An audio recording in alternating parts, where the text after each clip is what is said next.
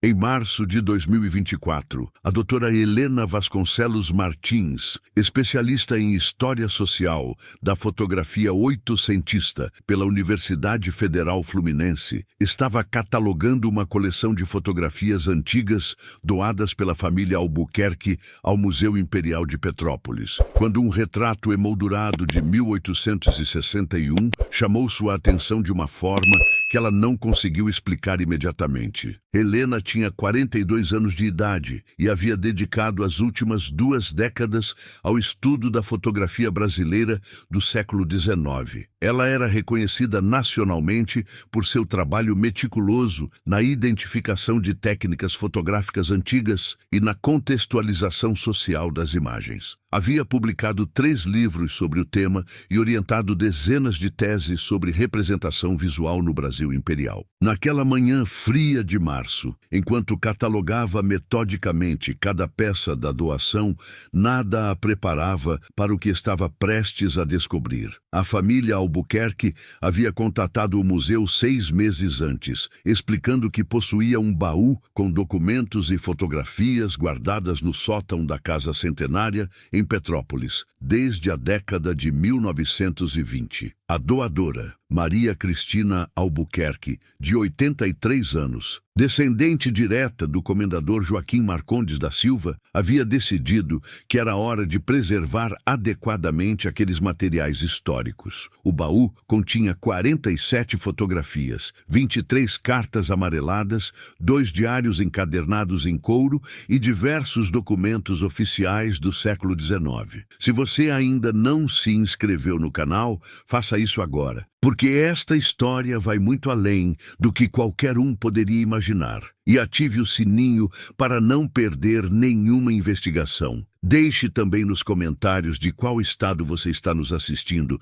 porque essa história de Petrópolis tem conexões com todo o Brasil. A fotografia media aproximadamente 15 por 20 centímetros e estava protegida por uma moldura de madeira escura, provavelmente jacarandá, com detalhes em folha de ouro, já desbotada nas bordas. A imagem mostrava 2 jovens mulheres em postura rígida, típica da época, sentadas lado a lado em um estúdio fotográfico. Ambas vestiam trajes elegantes da década de 1860, vestidos escuros de mangas compridas, com golas altas e rendas. Uma delas segurava um leque fechado, a outra mantinha as mãos cruzadas sobre o colo. O fundo da fotografia exibia a cortina pintada característica dos estúdios da época, simulando uma janela com vista para jardins. Helena estava registrando os detalhes técnicos da fotografia quando notou algo estranho na moldura. A madeira apresentava uma rachadura fina no verso, e ao examinar mais de perto com sua lupa de aumento, ela percebeu que a rachadura revelava algo inesperado. Havia uma segunda camada de papel fotográfico colada por baixo da imagem visível. Seu coração começou a acelerar. Helena sentiu um arrepio percorrer sua espinha. Em 22 anos trabalhando com fotografias antigas, ela havia visto muitas técnicas de restauração, mas aquilo era diferente. Alguém havia deliberadamente sobreposto uma fotografia sobre outra. Por quê? O que estariam escondendo? Ela tocou delicadamente a rachadura com a ponta dos dedos, sentindo a textura irregular do papel duplo, e uma suspeita começou a formar-se em sua mente. Naquela mesma tarde, Helena ligou para Maria Cristina Albuquerque e perguntou se poderia agendar uma visita urgente. Havia algo naquela fotografia que precisava ser investigado com muito cuidado. Algo que havia permanecido oculto por mais de 160 anos. 2 dias depois do telefonema, em uma quinta-feira ensolarada de março, Helena dirigiu-se até a residência da família Albuquerque, no bairro histórico de Petrópolis. A casa, construída em 1898, mantinha a arquitetura original com paredes grossas, piso de tábuas largas e móveis de época. Maria Cristina a recebeu na sala de estar, oferecendo café e biscoitos, enquanto Helena explicava cuidadosamente sua descoberta. Com autorização formal da família, Helena levou a fotografia para o laboratório de conservação do Museu Imperial. Na manhã seguinte, sexta-feira, ela iniciou o processo de análise técnica. Primeiro, fotografou o verso da moldura em alta resolução, usando câmera digital profissional Nikon D850 com lente macro. Depois, com auxílio da restauradora-chefe do museu, doutora Patrícia Rodrigues Sampaio, especialista em conservação de papel com 18 anos de experiência, elas começaram o delicado processo de separação das camadas. Usando espátulas cirúrgicas de metal e pincéis macios, trabalhando sob lupa com iluminação controlada, levaram 4 horas para separar completamente as duas fotografias sem danificar nenhuma delas. O que descobriram confirmou a suspeita inicial de Helena e superou suas expectativas mais ousadas. A fotografia oculta mostrava as mesmas duas jovens mulheres no mesmo estúdio, vestindo as mesmas roupas. Mas na versão original, escondida por mais de um século, as mãos das duas mulheres estavam entrelaçadas sobre o colo, em postura de inequívoca intimidade. Mais que isso, ao ampliar digitalmente a imagem em 400% usando o software Adobe Photoshop, Helena notou detalhes que fizeram suas mãos tremerem. No dedo anelar esquerdo de ambas as mulheres havia anéis idênticos, simples, mas claramente visíveis. A mulher à esquerda tinha a aparência de aproximadamente 22 anos, cabelos castanhos escuros, presos em coque baixo, ornamentado com pequenas flores brancas, rosto oval com traços delicados, olhos escuros que fitavam a câmera com expressão serena, mas determinada. Usava vestido de seda preta com detalhes em renda branca no colarinho e nos punhos. A mulher à direita aparentava cerca de 24 anos. Cabelos também escuros, mas com mechas ligeiramente mais claras. Rosto anguloso, com traços mais marcantes. Queixo proeminente, olhar intenso e direto. Seu vestido era de veludo bordô, com aplicações em cetim preto. Ao examinar o verso da fotografia original com luz ultravioleta, Helena descobriu uma inscrição a lápis quase apagada pelo tempo. Maria Carolina e Isabel, 15 de julho de 1861, Estúdio Fotográfico Imperial, Rua do Ouvidor, Rio de Janeiro, para sempre unidas perante Deus. A caligrafia era delicada, feminina, com letras cursivas elaboradas típicas da educação formal da época. Helena percebeu imediatamente a gravidade histórica daquela descoberta. Em 1861, o Brasil imperial vivia sob rígidas convenções sociais que controlavam rigidamente o comportamento feminino. Duas mulheres demonstrando afeto público, usando anéis idênticos, fotografando-se em postura íntima, era não apenas socialmente inaceitável, mas potencialmente perigoso. Aquele gesto poderia resultar em escândalo familiar, internação psiquiátrica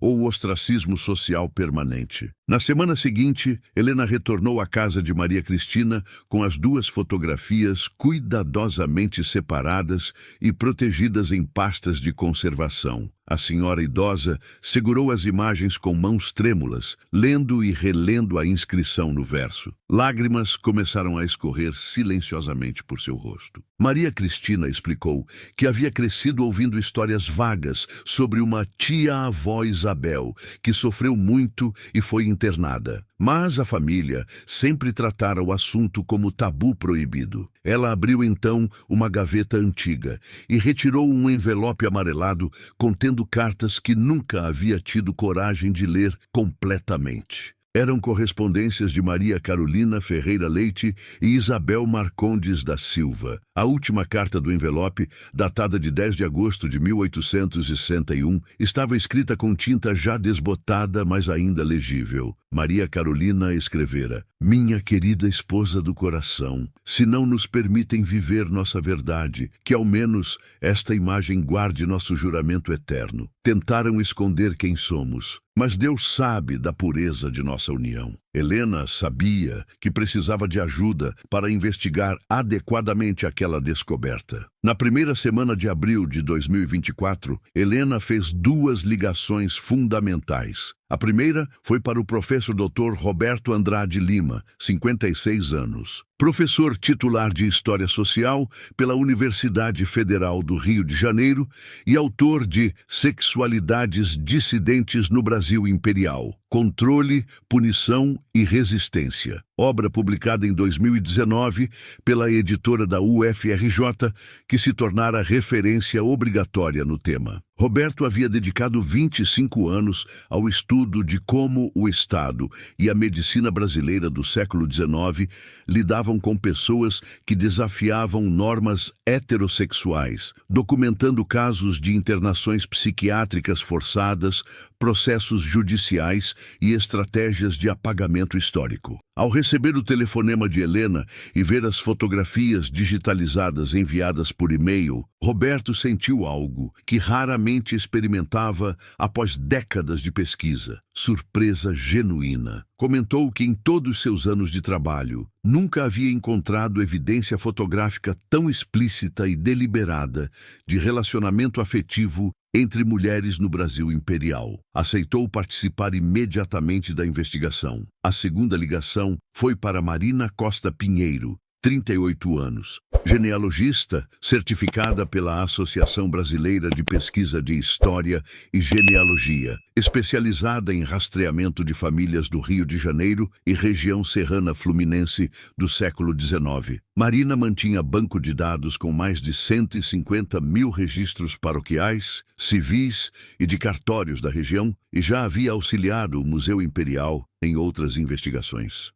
Sua expertise seria crucial para localizar descendentes vivos e reconstituir as trajetórias completas de Maria Carolina e Isabel. Compartilhe este vídeo com alguém que gosta de mistérios históricos, porque o que aconteceu naquele estúdio fotográfico em 1861 foi muito além do que Maria Carolina e Isabel planejaram. No dia 15 de abril de 2024, os três pesquisadores reuniram-se pela primeira vez na sala de pesquisa do Museu Imperial. Helena apresentou todas as evidências, as duas fotografias, as cartas, a inscrição. Roberto trouxe sua coleção de documentos sobre internações psiquiátricas no Rio de Janeiro no século XIX. Marina chegou com genealogias preliminares das famílias Ferreira Leite e Marcondes da Silva. Dividiram as tarefas. Helena continuaria investigando aspectos técnicos da fotografia e buscando o estúdio fotográfico original. Roberto pesquisaria registros hospitalares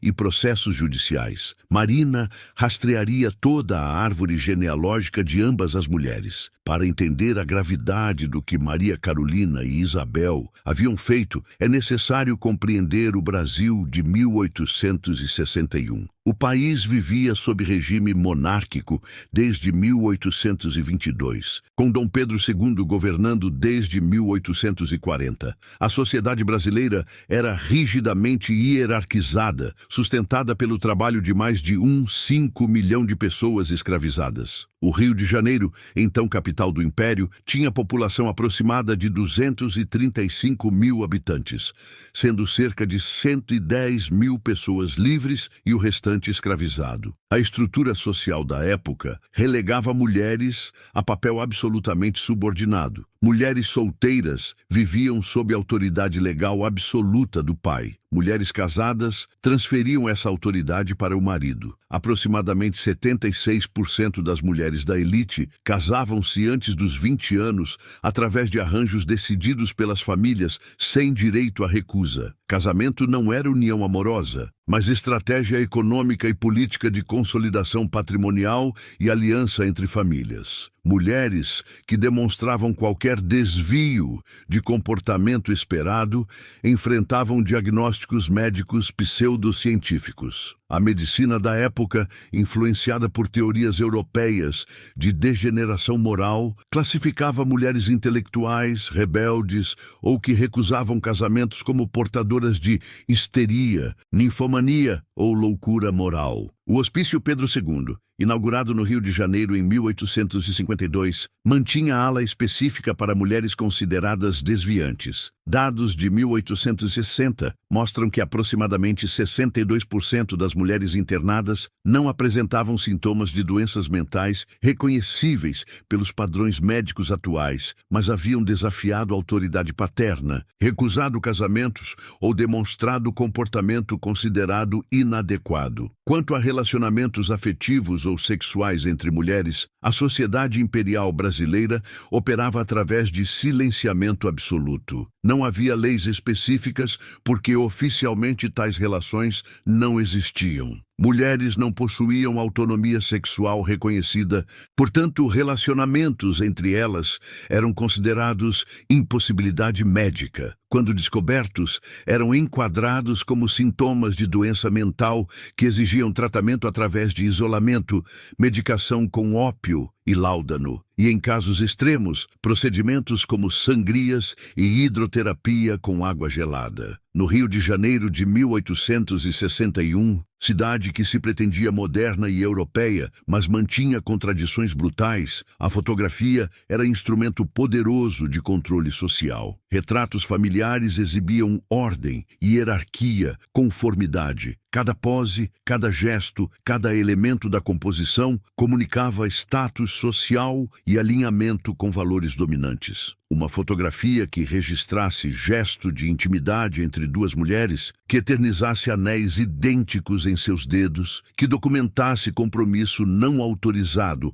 pela estrutura familiar e religiosa oficial, era ato de transgressão extraordinária e perigosa. Maria Carolina e Isabel sabiam exatamente o risco que estavam correndo. E mesmo assim, escolheram criar aquele registro. Na última semana de abril de 2024, Roberto iniciou busca sistemática nos arquivos nacionais do Rio de Janeiro, especificamente na seção de processos judiciais do século XIX. Ele passou 5 dias examinando índices manuscritos em caligrafia antiga, buscando qualquer menção aos nomes Maria Carolina Ferreira Leite ou Isabel Marcondes da Silva entre os anos 1860 e 1865. No terceiro dia, encontrou algo que fez seu coração disparar. Processo de interdição civil, número 847. Requerente, Sr. Antônio José Ferreira Leite. Requerida, Maria Carolina Ferreira Leite.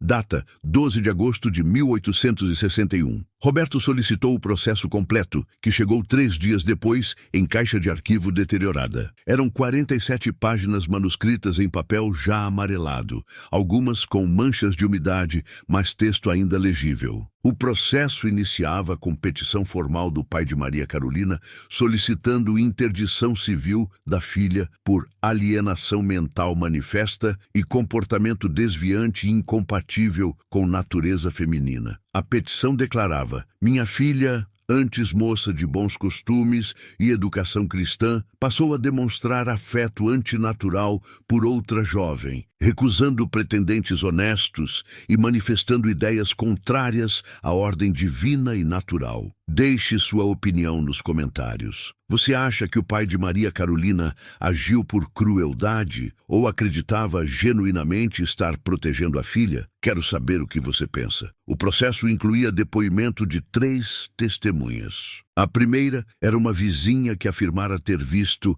as 2 moças caminhando de mãos dadas no jardim botânico em comportamento impróprio. A segunda testemunha, uma criada doméstica, relatara ter encontrado cartas de conteúdo amoroso trocadas entre elas, usando palavras de afeição conjugal. A terceira testemunha, o pároco da paróquia local, declarara que Maria Carolina havia deixado de comparecer às missas e demonstrava desinteresse por vida matrimonial cristã. O documento mais devastador estava na página 32. Laudo médico assinado pelo Dr. Francisco de Paula Cândido, médico da Santa Casa de Misericórdia. O laudo, datado de 15 de agosto de 1861, diagnosticava Maria Carolina como portadora de histeria com manifestações de inversão perversão moral, constituindo perigo para si e para a ordem familiar. Recomendava tratamento através de casamento urgente com um homem de caráter firme, capaz de restaurar equilíbrio mental natural da paciente. Enquanto Roberto descobria o processo de interdição, Marina trabalhava nos registros paroquiais. Nos arquivos da Paróquia da Glória, no Rio de Janeiro, ela encontrou o registro de batismo de Maria Carolina. Nascida em 3 de março de 1839, filha de Antônio José Ferreira Leite, comerciante português, e Ana Joaquina da Costa, brasileira falecida em 1856, quando Maria Carolina tinha apenas 17 anos. Registros subsequentes mostravam que, após morte da mãe, Maria Carolina passara a trabalhar como professora de piano no Colégio Nossa Senhora das Dores, instituição dirigida por freiras no bairro da Glória. Cartas preservadas no processo judicial revelavam personalidade marcante. Em carta interceptada, datada de 20 de julho de 1861, 5 dias após a fotografia, Maria Carolina escrevera para Isabel: "Amor da minha alma, sonho com um dia em que poderemos viver nossa verdade sem medo. Esta sociedade que nos condena é a mesma que mantém seres humanos acorrentados e chama isso de civilização. Nossa união é pura e sagrada, benzida por Deus que enxerga nossos corações, não pelas leis cruéis dos homens." A pesquisa sobre Isabel Marcondes revelou trajetória igualmente complexa. Marina encontrou nos registros da Paróquia de Vassouras, cidade do Vale do Paraíba, o batismo de Isabel. Nascida em 12 de janeiro de 1837, filha única do comendador Joaquim Marcondes da Silva e dona Elvira Conceição da Silva, falecida em 1857. O comendador era figura proeminente, proprietário de 3 fazendas de café, com total de 187 pessoas escravizadas, membro da Ordem da Rosa, com relações comerciais estreitas com a coroa imperial. Documentos de inventário da fazenda principal, Santa Cruz, em Vassouras, mostravam que Comendador Marcondes tinha fortuna avaliada em 450 contos de réis em 1860, equivalente ao trabalho de aproximadamente 180 anos de um trabalhador comum da época. Isabel era sua única herdeira. Correspondências comerciais preservadas revelavam que o comendador havia recusado 3 propostas formais de casamento para Isabel entre 1858 e 1860, esperando por aliança mais vantajosa politicamente. Marina encontrou então algo extraordinário nos arquivos da Biblioteca da Fazenda Santa Cruz, agora museu administrado pela Universidade Federal Rural do Rio de Janeiro. Diário pessoal de Isabel, cobrindo o período de 1856 a 1861. O diário, encadernado em couro marrom com fecho de metal, continha 214 páginas escritas em letra miúda e elegante. Isabel escrevera em 10 de março de 1860. "Conheci hoje moça mais extraordinária. Carolina ensina piano no colégio. Conversamos por 3 horas sobre literatura, música e injustiças deste mundo. Ela lê Victor Hugo em francês e acredita que escravidão é crime contra a humanidade. Nunca encontrei alma tão alinhada com a minha." Entrada de 20 de dezembro de 1860. "Meu pai descobriu minhas visitas a Carolina e proibiu-me de revê-la. Diz que não é apropriado que moças de classes diferentes sejam tão próximas. Mas o que ele não compreende é que Carolina é minha igual em tudo que realmente importa. Mente, coração, alma." Entrada de 30 de junho de 1861. "Decisão está tomada. Carolina e eu faremos juramento eterno. Padre Antônio, abolicionista que meu pai despreza, concordou em benzir nossos anéis em cerimônia privada. Não importa que sociedade não reconheça, Deus reconhece e é suficiente." A entrada de 15 de julho de 1861 era breve, mas poderosa. "Hoje nos fotografamos usando nossos anéis. Que esta imagem atravesse tempo como testemunha de nosso amor verdadeiro. Mas a investigação revelaria que o pai de Isabel descobrira tudo, e suas ações seriam brutais." Roberto finalmente localizou o segundo documento crucial nos arquivos da Santa Casa de Misericórdia do Rio de Janeiro. Janeiro. Livro de registros de internação psiquiátrica do ano 1861. Na página 89, entrada datada de 8 de setembro de 1861, encontrou o nome Isabel Marcondes da Silva. O registro declarava: internada aos cuidados do Dr. José Pereira Guimarães, sob solicitação de pai, Comendador Joaquim Marcondes da Silva. Diagnóstico: histeria grave com tendências contrárias à natureza feminina. Tratamento: isolamento, hidroterapia, medicação sedativa. Helena, enquanto isso, descobriu nos arquivos do Museu Histórico Nacional registros do Estúdio Fotográfico Imperial,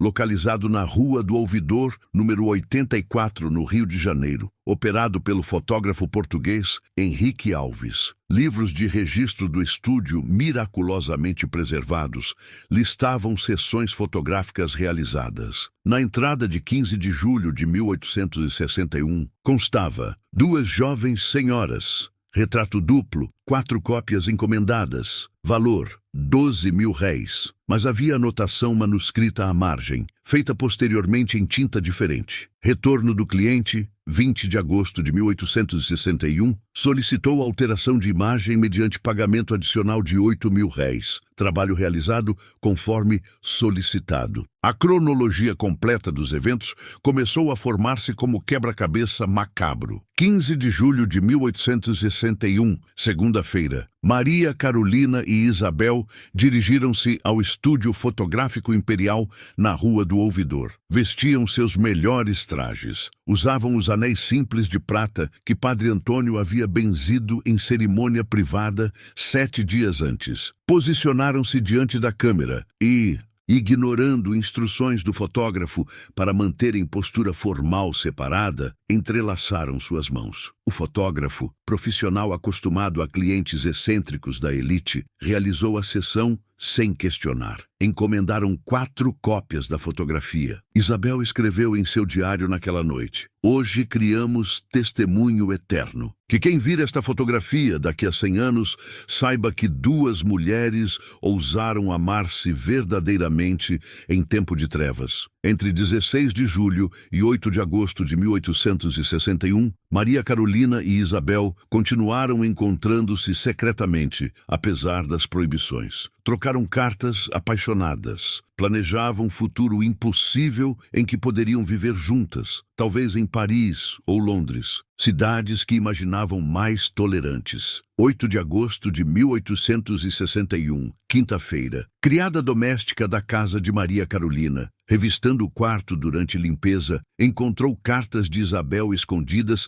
sob forração de gaveta. Levou-as imediatamente ao pai de Maria Carolina, Antônio José Ferreira Leite. O comerciante, aterrorizado pelo escândalo que poderia destruir reputação familiar e inviabilizar casamento futuro da filha, procurou o conselho do comendador Marcondes. 10 de agosto de 1861, sábado. O comendador Marcondes, após ler as cartas, reagiu com fúria. Confrontou Isabel em sua fazenda. Isabel, segundo relatou em seu diário em entrada escrita 3 anos depois, já internada, recusou-se a negar seus sentimentos. Disse-lhe que amava Carolina e que nenhuma lei humana poderia apagar verdade de nossos corações. Ele me chamou de louca e disse que me curaria desta insanidade. 12 de agosto de 1861, segunda-feira. Antônio José Ferreira Leite, aconselhado pelo comendador, peticionou interdição civil de Maria Carolina. Processo foi aceito imediatamente pelo juiz, sem qualquer direito de defesa para Maria Carolina. 14 de agosto de 1861, quarta-feira. Maria Carolina foi informada de sua interdição. Tutor nomeado pelo juiz,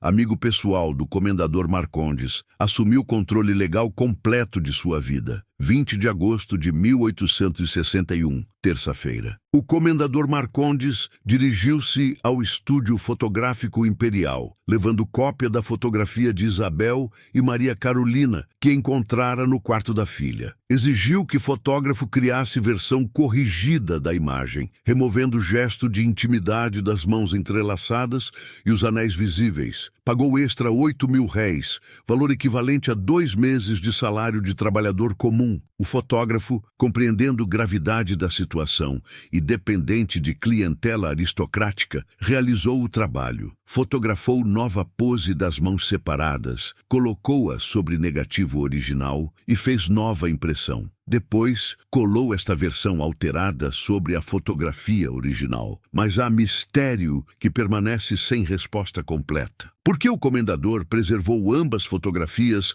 ao invés de destruir completamente a original? Roberto teoriza que homens da época, profundamente supersticiosos apesar de pretensa racionalidade, temiam destruir completamente imagens fotográficas, acreditando que poderiam aprisionar almas. Preferiu ocultar, não destruir. 8 de setembro de 1861, domingo. Isabel foi levada à força para a Santa Casa de Misericórdia. Registros hospitalares descrevem que ela resistiu fisicamente, gritou que não estava doente e implorou para ver Maria Carolina. Foi sedada com láudano e trancada em quarto individual da ala feminina. Setembro a novembro de 1861, Isabel permaneceu internada. Tratamento incluía isolamento social completo, banhos de água gelada diários, sangrias quinzenais e doses regulares de medicamentos sedativos. Registros médicos mensais descrevem: paciente mantém delírios sobre relacionamento antinatural, recusa-se a reconhecer erro de seus pensamentos, demonstra rebeldia contra a autoridade paterna e médica. Enquanto isso, Maria Carolina vivia sob controle absoluto de seu tutor. Foi proibida de lecionar piano. Foi proibida de sair sozinha. Foi apresentada a pretendente escolhido pelo tutor em acordo com o comendador, Francisco Antunes de Barros, comerciante viúvo de 53 anos com 3 filhos adultos, buscando segunda esposa para administrar sua casa. 28 de novembro de 1861, quinta-feira. Maria Carolina foi forçada a casar-se com Francisco Antunes de Barros em cerimônia na Igreja da Glória. Testemunhas relataram que a noiva chorou durante todo o cerimonial e precisou ser amparada para manter-se de pé. Um dos únicos registros diretos de seus sentimentos vem de carta que conseguiu enviar secretamente para Isabel na Santa Casa, interceptada pelos médicos e preservada em seu prontuário. Arrancaram meu coração, casaram meu corpo, mas minha alma permanece unida à sua. Morrerei amando você. Isabel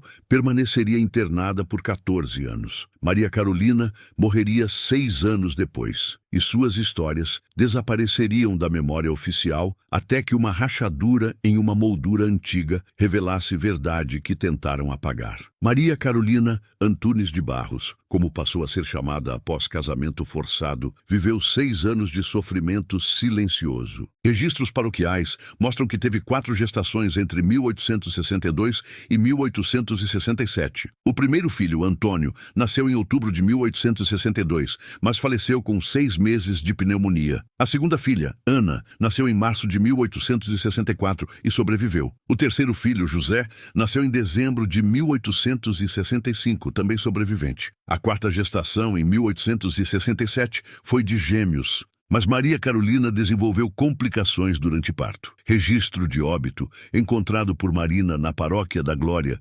declarava: Maria Carolina Antunes de Barros, 28 anos, falecida em 14 de abril de 1867 de hemorragia puerperal durante parto de gêmeos, ambos natimortos, sepultada no cemitério São João Batista em 15 de abril de 1867. E não há registro de que Isabel tenha sido informada de sua morte. O marido de Maria Carolina, Francisco Antunes de Barros, casou-se novamente 8 meses depois com viúva de 40 anos. Os 2 filhos sobreviventes de Maria Carolina foram criados pela madrasta. Registros indicam vida comum. Ana casou-se em 1884 com funcionário público, teve 4 filhos, morreu em 1921. José tornou-se comerciante, casou-se em 1889, teve 3 filhos, faleceu em 1934. Aparentemente nenhum deles conheceu a verdadeira história de sua mãe. Isabel Marcondes da Silva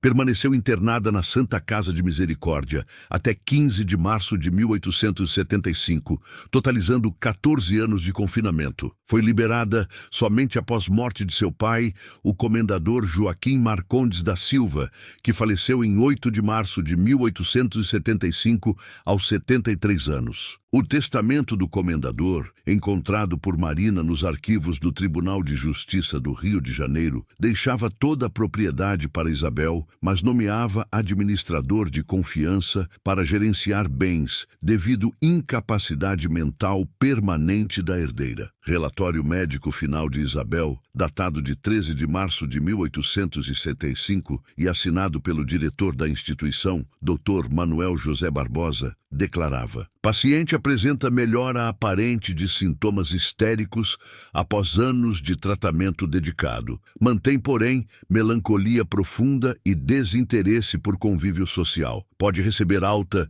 sob supervisão familiar permanente. Isabel deixou a Santa Casa com 38 anos de idade, mas profundamente transformada pelos anos de confinamento e tratamentos brutais. Herdou fortuna considerável, mas nunca recuperou plenamente capacidade de viver autonomamente. Vendeu as 3 fazendas e mudou-se para a propriedade pequena em Petrópolis, vivendo reclusa com apenas 2 empregadas domésticas idosas. Roberto descobriu nos arquivos da Prefeitura de Petrópolis registro de compra de propriedade na Rua Teresa em 1876 por Isabel Marcondes da Silva. A casa, sobrado simples de 2 andares, tornou-se seu refúgio até morte. Vizinhos entrevistados por jornal local em 1903, após seu falecimento, descreveram-na como senhora solitária que raramente saía, mantinha jardim bonito, tocava harpa à tarde,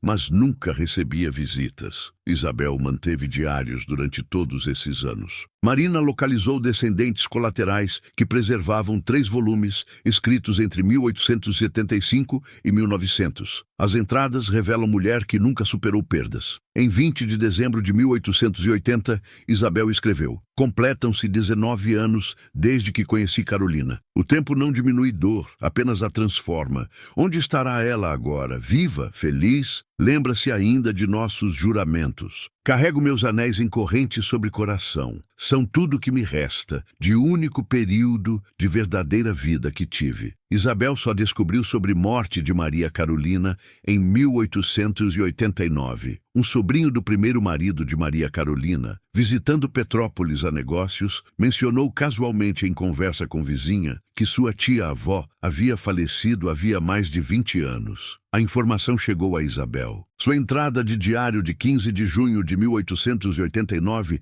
é devastadora. Hoje descobri que Carolina partiu em 1867, 22 anos. Ela morreu e eu permaneci viva sem saber, morrendo todo dia pensando que ela existia em algum lugar do mundo. Agora sei que estou completamente só. Isabel faleceu em 12 de outubro de 1903. Aos 66 anos, de pneumonia. Registro de óbito lista causa como complicações respiratórias agravadas por debilidade geral. Foi sepultada no cemitério municipal de Petrópolis em túmulo simples, com apenas seu nome e datas. Não teve filhos. Sua fortuna foi dividida entre sobrinhos do lado paterno que mal a conheciam. A história de Maria Carolina e Isabel desapareceu. As famílias silenciaram sobre escândalo antigo. Documentos foram dispersos. A fotografia alterada passou de geração em geração como simples retrato de amigas, até que uma rachadura na moldura e olhar atento de uma historiadora trouxeram verdade de volta à luz. Marina conseguiu traçar genealogias completas de ambas até presente. Maria Carolina tem aproximadamente 180 descendentes vivos através de seus 2 filhos sobreviventes, espalhados por Rio de Janeiro, São Paulo, Minas Gerais e outros estados. Isabel não teve descendentes diretos, mas o comendador Marcondes teve 2 irmãos cujas linhas geraram cerca de 90 descendentes vivos, incluindo incluindo Maria Cristina Albuquerque, que doou o baú ao museu. Em maio de 2024, Helena, Roberto e Marina iniciaram processo de localização de descendentes principais. O objetivo era duplo: devolver história às famílias e promover reconciliação com verdades dolorosas do passado. A busca por descendentes levou 3 meses. Marina usou combinação de registros cartoriais, genealogias digitalizadas, redes sociais e bancos de dados especializados. Localizou primeiramente Ana Paula Barros Silveira, 58 anos, tataraneta de Maria Carolina através de sua filha Ana, professora de literatura aposentada vivendo em Niterói. O contato inicial foi feito por telefone em 8 de julho de 2024. Marina explicou cuidadosamente a descoberta. Ana Paula ficou em silêncio por longos segundos e depois disse apenas: "Preciso ver essa fotografia." 2 semanas depois, Marina localizou Carlos Eduardo Marcondes, 76 anos, historiador aposentado e trineto do comendador Joaquim Marcondes, através de linha colateral, vivendo em Petrópolis, na mesma região onde Isabel havia passado seus últimos anos. Carlos Eduardo era autor de livro sobre história econômica do Vale do Paraíba e conhecia bem a família. Quando soube da história completa de Isabel, emocionou-se profundamente. "Cresci ouvindo sobre tia-avó Isabel, que foi internada jovem e viveu reclusa. Família sempre tratou como tabu, como vergonha. Descobrir que foi por amor, não por loucura, muda tudo. Ela não estava doente, ela estava aprisionada." Helena propôs encontro conjunto de descendentes, historiadores e familiares para reconhecimento formal da história. Encontro foi agendado para 15 de setembro de 2024 no Museu Imperial de Petrópolis, exatos 163 anos após a internação de Isabel. Naquela tarde ensolarada de domingo, reuniram-se no salão principal do museu 23 pessoas, 7 descendentes de Maria Carolina, 5 descendentes colaterais do comendador Marcondes, Maria Cristina Albuquerque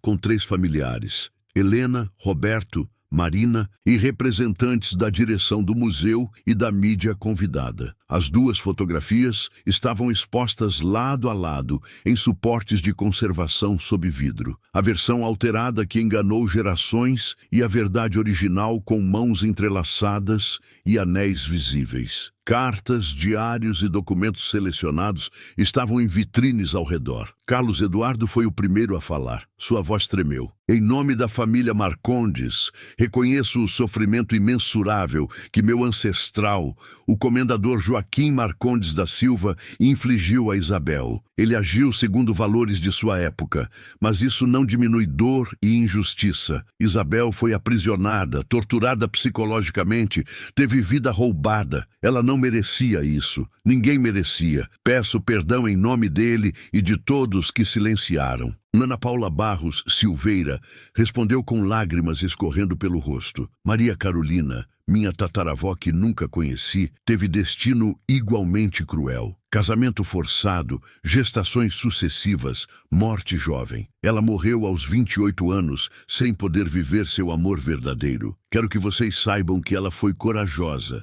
Isabel foi corajosa. Elas resistiram dentro do possível. E agora, finalmente, honramos essa coragem." As 2 famílias abraçaram-se longamente. A descoberta rapidamente ganhou cobertura nacional. Programa fantástico da Rede Globo exibiu reportagem especial em 22 de setembro de 2024 com o título "Amor Proibido Revelado em Fotografia do Brasil Imperial." Portal G1 publicou série de 3 matérias investigativas. Revistas especializadas em história e cultura LGBTQIA+, dedicaram edições completas ao caso. Em outubro de 2024, Helena, Roberto e Marina apresentaram resultados completos da pesquisa no 17º Simpósio Nacional de História na Universidade Federal de Santa Catarina. Paper completo intitulado "Fotografias da Resistência. Amor entre mulheres e violência institucional no Brasil Imperial" foi aceito para publicação na Revista Brasileira de História, periódico de maior prestígio da área. A apresentação atraiu plateia de mais de 300 pessoas e gerou debate intenso sobre recuperação de histórias apagadas. Em dezembro de 2024, Museu Imperial inaugurou exposição temporária Amores Invisíveis. Resistências Femininas no Brasil Imperial, com curadoria de Helena. Exposição permaneceria aberta até março de 2025. A fotografia restaurada de Maria Carolina e Isabel era a peça central, acompanhada de contextualização histórica detalhada, trechos de diários e cartas, linha do tempo dos eventos e testemunhos em vídeo de descendentes. Nos 3 primeiros meses, a exposição recebeu mais de 47 mil visitantes. Comentários em livro de visitas revelavam um impacto emocional. Chorei ao ver fotografia. Pensar que essas 2 mulheres sofreram tanto apenas por amarem-se. História necessária. Quantas outras Isabéis e Carolinas existiram e permaneceram invisíveis? Obrigada por trazer verdade à luz. A descoberta inspirou mudanças institucionais concretas. Em fevereiro de 2025, a Assembleia Legislativa do Estado do Rio de Janeiro aprovou por unanimidade Projeto de Lei 2847/2024, criando Programa Estadual de Resgate de Memórias LGBTQIA+, institucionalizadas. Programa financia pesquisas em arquivos de antigos hospitais psiquiátricos, asilos e instituições correcionais para identificar pessoas internadas compulsoriamente entre 1850 e 1990 devido à orientação sexual ou identidade de gênero. Meta é criar banco de dados público, memorial digital e reconhecimento oficial dessas vítimas. Universidade Federal Fluminense criou, em março de 2025, Bolsa de Pesquisa Isabel Marcondes e Maria Carolina Ferreira Leite para financiar estudos sobre história de sexualidades dissidentes no Brasil. Valor anual de R$30 mil para mestrado e R$50 mil para doutorado. Roberto iniciou o processo de transformar pesquisa completa em livro, Fotografias da Transgressão. Mulheres e Sexualidades Dissidentes no Brasil Oitocentista, foi publicado em junho de 2025 pela editora da UFRJ, com lançamento simultâneo em formato digital. Livro de 487 páginas inclui reprodução completa de documentos, genealogias, análise histórica aprofundada e reflexões sobre apagamento sistemático de histórias LGBTQIA+, nos arquivos nacionais. Em 3 meses, vendeu 18 mil exemplares e entrou em 2ª edição. Tornou-se leitura obrigatória em cursos de história em 23 universidades brasileiras. A fotografia original de Maria Carolina e Isabel foi definitivamente incorporada ao acervo permanente do Museu Imperial. Depois de fechamento da exposição temporária, ela passou a integrar sala permanente sobre vida cotidiana no Brasil Imperial, com placa explicativa completa, contando história real. Estima-se que seja vista por aproximadamente 200 mil pessoas anualmente. Descendentes de ambas as mulheres criaram um grupo de WhatsApp chamado Família Carolina e Isabel, mantendo contato regular. Organizam um encontro anual todo 15 de julho, aniversário da fotografia, alternando entre Rio de Janeiro e Petrópolis. Em 2025, encontro reuniu 34 pessoas que não se conheciam antes da descoberta histórica. Ana Paula Barros Silveira iniciou o projeto pessoal de escrever biografia ficcional de Maria Carolina. Marina auxiliou com pesquisa genealógica e documental. Livro Carolina, uma história de amor e resistência no Brasil Imperial. Foi lançado em outubro de 2025 por editora independente, tornando história acessível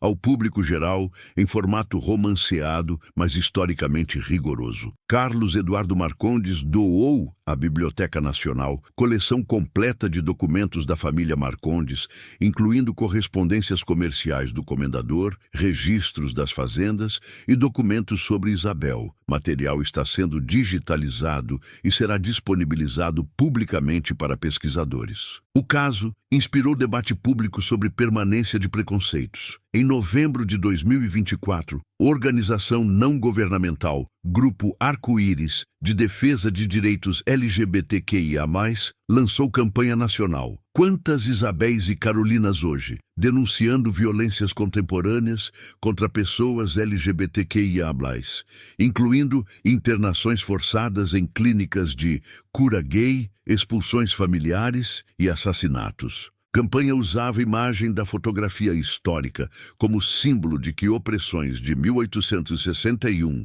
ainda reverberam. A história transcendeu fronteiras acadêmicas. Virou tema de peça teatral, estreada em São Paulo em maio de 2025, com título As Duas. Documentário de 52 minutos, produzido pela TV Brasil e dirigido por cineasta premiada Petra Costa, foi exibido em setembro de 2025 e selecionado para Festival de Brasília do Cinema Brasileiro. Compositora Paula Lavigne compôs canção Isabel e Carolina, inspirada na história, gravada por cantora Zélia Duncan e lançada em outubro de 2025. Mas talvez impacto mais profundo seja impossível de quantificar. Quantas pessoas LGBTQIA+, que visitaram a exposição, leram sobre história, viram fotografia, sentiram-se menos sozinhas? Quantos jovens compreenderam que suas vivências, embora silenciadas e apagadas, sempre existiram? Quantos pesquisadores foram inspirados a buscar outras histórias similares enterradas em arquivos? Se esta história tocou você, inscreva-se no canal e ative as notificações para não perder nossas próximas investigações históricas. Deixe um like para que mais pessoas possam conhecer a história de Maria Carolina e Isabel e aprender as lições que ela nos ensina. E compartilhe nos comentários suas reflexões sobre como combatemos ainda hoje preconceitos que aprisionaram essas duas mulheres há mais de 160 anos. Às vezes, as respostas estão esperando para serem descobertas, escondidas em fotografias antigas, diários esquecidos ou reflexos em espelhos que ninguém notou. A verdade é que Maria Carolina e Isabel não foram exceções. Foram apenas duas entre milhares cujas histórias foram deliberadamente apagadas. A diferença é que elas tiveram coragem de criar registro, de entrelaçar mãos diante câmera, de usar anéis idênticos, de desafiar ordem que as queria invisíveis. E embora tenham pago preço terrível por essa coragem, 163 anos depois, sua verdade finalmente foi reconhecida. A fotografia permanece como testemunho de que amor e dignidade humana resistem mesmo sob opressão mais brutal. Que memória, quando resgatada, pode oferecer justiça ainda que tardia. E que cada pessoa que teve história apagada merece ter nome, vida e verdade restaurados. Maria Carolina Ferreira Leite e Isabel Marcondes da Silva amaram-se. Essa é a verdade que tentaram esconder. Essa é a verdade que permanece.